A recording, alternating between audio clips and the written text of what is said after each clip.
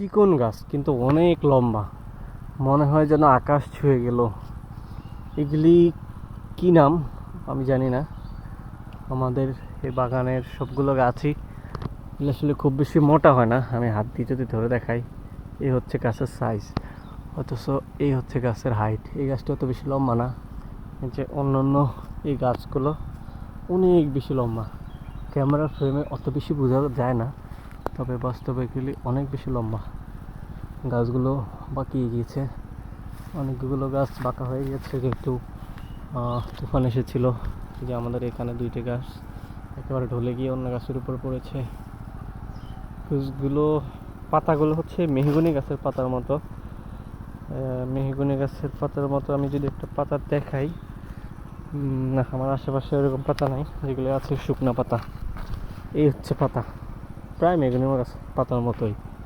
এই যে এই গাছগুলোর নাম আপনার এলাকাতে কি, যদি জানেন অবশ্যই কমেন্টে বলে যাবেন।